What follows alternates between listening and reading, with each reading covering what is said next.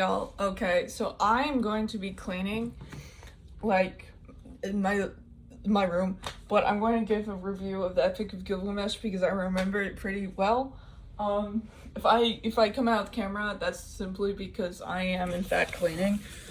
But I'm going to start with, if I remember the beginning well, it's like, oh yeah, it's about who Gilgamesh is, it's, he's like this mighty guy, this is like the strongest of strongest men who brought like the secrets of the gods and like the old ancient ways to worship back to his city of Uruk, which is a real place. I want to go there, but currently the politics is not well, so I can't go to Iraq. And Gilgamesh was also possibly, I think he was a real person, but then got mythological, turned into a myth. Several myths actually. But he's an Uruk man, the Lugal, I guess, of the Skrulks. And essentially, he's a tyrant. He's like supposed to be a great guy, but he isn't because he's like harassing everybody. And then the gods hear the people complain about this, and then they make Enkidu, the wild man, and the wild man is out there being wild. And finally, people were like, a trapper's like, I can't deal with this wild man is like destroying my livelihood. And then they're like, oh, bring the lady Shamat from Ishtar's temple. And they meet, and Enkidu and Ishtar and the Shamat, they do their thing, and she civilizes him and brings him eventually with the help of another guy who's like, oh yeah, there's Gilgamesh, he's a tyrant, and they're like, oh wow. And so Enkidu is like, oh, this is a terrible person, disrupting society. And so he goes, they fight, they become best friends after the fight, and then later on, after they fight, Gilgamesh is like, let's fight Humbaba, the Cedar Forest Guardian. And so they go into Lebanon and kill Humbaba. And that's like one of the first crimes. And then Ishtar sees them and he sees Gilgamesh is like, you're so handsome. And he's like, no. She gets angry, asks her dad and agrees to bring the Bull of Heaven in. So she does. And the Bull of Heaven wreaks havoc. And Gilgamesh and Enkidu fight it when she's humiliated. And then, I'm trying to remember. Oh yeah, the offense of killing the Bull of Heaven, the gods are like, this must be stopped. So they kill Enkidu. And Gilgamesh crashes out and he wanders the wilderness to find Utnapishtim, which is biblical Noah, but make it Mesopotamian. And he tells him the secret because Gilgamesh is afraid of dying, so he's like, oh, I'll be immortal, and here's my boat man, Ushinabi. And there's more in between this, and then Ushinabi helped get like this plan of life, and Gilgamesh it fails because it got stolen by a snake, and he returns to Uruk, and Uruk's beautiful as always. There's other things in between that, like the scorpion people at the Tunnel of the Sun, and Chidori, the alewife, who shows him where the boatman is. So yeah, that's like it. It's more complicated than that, but that's my summary of the Epic Gilgamesh. I like Gilgamesh a lot. It's really emotional because I think it's it's the opposite of what we want from men. They're really emotional, like Gilgamesh and Enkidu weep a lot. They show such a strong bond between each other, and they're not afraid to show emotions, which I really love. And it shows the toxic masculinity. Like, it's like Gilgamesh is the strongest man, but he's too prideful. And so he takes what he wants and he acts what he wants to be, but that ends up hurting people.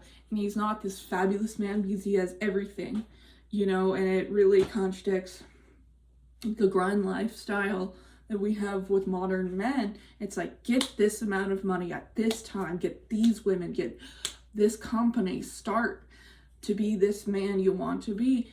But it shows the painful process of wanting to succeed like that and completely being blindsided. That I feel like you can do a grind life, but you need to have a balance, because you still feel heart, you still have people that you have to be careful of and care for. You know, you flying too high to the sun. And I really love that. It's kind of a tale of that. And also, I'm such a uppity person about shipping. It's a toxic trait of mine. I get angry. But people ship Enkidu with Gilgamesh, and I'm like, no, because see, the thing is, with homosexual in Mesopotamia, it's interesting, because it depends on the king, it's allowed. They understood it. It feels like as a man loves a woman, which is what sounds like the translation. So it's, their relationship's kind of blurred in the beginning, because later it's like, because in the beginning it's like, you'll love him as you'll love a wife. I'm not cleaning my room, I'm just talking at this point. But later on they become brothers, and also actual brothers, because Gilgamesh's mom actually adopts him. So I'm like, no, don't ship them. But I understand why someone would ship them. And Mesopotamia is interesting because the laws depend on the king. Say like abortion depends on the king, you know? And I'm trying to remember what else is affected. I don't know. Their food is similar to us. That's all I'm going to say. It's like Babylonian food is like modern day Mediterranean / Iraqi food plus American food. It's really fun. Like, they have their own hamburgers. But yeah, so that's why it's like, oh, I can see American politics in this. And also Hammurabi. But back to Gilgamesh. What else? So that's my point of romance. I also like how there is little to no romance. Again, full story. And trying to think what else. Oh yeah, I think, oh, if y'all want to cry easily, just like skip almost all of it and then bring to Unapishtim. I swear to God, the writing on Unapishtim can make any, like, how he describes life being so short, tears, literal tears. And I think, again, it's really good how these men show emotions, and that's why I love classical literature so much, because it shows things that I wanted to see for a really long time, because I didn't know I was the only one who felt these until, like, say I read the Italian Renaissance Man. I'm like, whoa. And then I read, and I wanted something fun, and so I read these epics, you know, by these Mesopotamians, and they are both very funny because they can be very vulgar at times, and they can be very emotionally depth, and their wording is always fun. I was reading the Epic of Era, and I don't know why, but just simple wording, but how it was written, you know, describing this warrior god was fun, you know? Like, Ishtar's descent into the underworld is fun. That's not an epic, but yeah, it's a myth. But they're really good with wording, and with Gilgamesh, it's very repetitive, but it gets the point. Like, when they defeated Humbaba, the last line of that was, there was rain fell gently on the mountains. Rain fell gently on the mountains. And you can imagine rain, like the soft sound of rain and the relief the earth got and the cleansing from the blood of Humbaba. And I'm like, yes.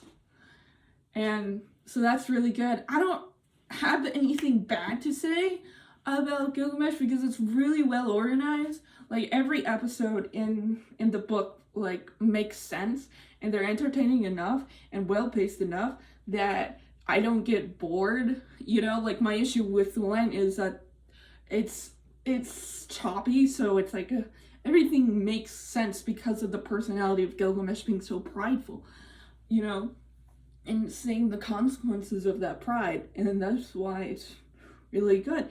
And the book I have somewhere,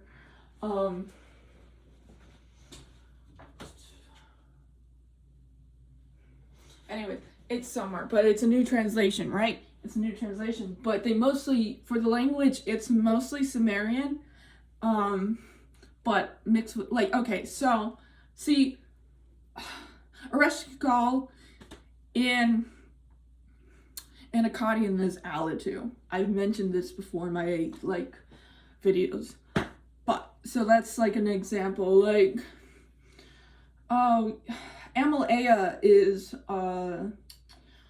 the boatman. I keep forgetting the boatman's name. I just said it earlier. Usanabi is Amalea. So, you know, you'll get more Sumerian-based things, which is really weird when it's coming to Ishtar because her Sumerian version is Inanna. So it's a mix of Sumerian and... Which I really, honestly, I wish, because I see this a lot when myths are being told from ancient Iraq, they pick a language and stick with it, because sometimes it is just a little annoying because I have to do like mental math at times. I'm like, oh yeah, I'm like, who's Enki? And it's Ea, you know? Sometimes they are just spelled the same, but I'm being really nitpicky about language as I prefer Akkadian. That's the thing that I work in the most. It's really funny, like the names of places amuse me. Like, I don't want to get in trouble, but Israel is Alahudu. That made me laugh. But there's also, I think, Evanari's Syria. So I prefer Akkadian than anything else. And I wish things were more consistent, because I read the myth of Era and Alatu, you know, how they met. And they were switching between names. I'm like, no, pick one.